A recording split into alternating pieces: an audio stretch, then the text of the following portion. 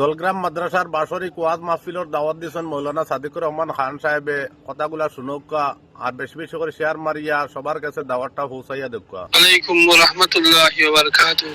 সম্মানিত দলগ্রাম শাহজালাল ইয়ামানিয়া বিজি আলিয়া মাদ্রাসার ওয়াজ পরিচালনা কমিটির সকল সদস্যবৃন্দ, আশা রাখি আল্লাহ সুবহানাহু ওয়া তাআলার অসংখ্য দয়া আপনারা ভালো আছেন।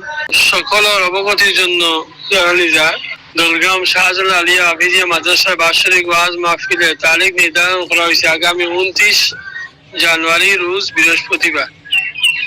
বিশেষ করে সব মানুষের একত্রিত করা সম্ভব হয় না, এই জন্য বা সবার জানা নাও হইতে পারে, প্রত্যেকের অবগতির জন্য তারিখটা জানানি হইল। আর বিশেষ করে আমরা মুসলমান মুমিন হিসাবে আমরা প্রত্যেকের দায়িত্ব আল্লাহ দিনের সাহায্যে কাজ করা। তাই এই কমিটির মাধ্যমে ওয়াজ সুন্দর এবং সুষ্ঠুভাবে পরিচালনা করার জন্য প্রত্যেকের প্রতি বিনম্র অনুরোধ রইল। খোদা হাফিজ, সুস্থ থাকুন। আসসালামু আলাইকুম।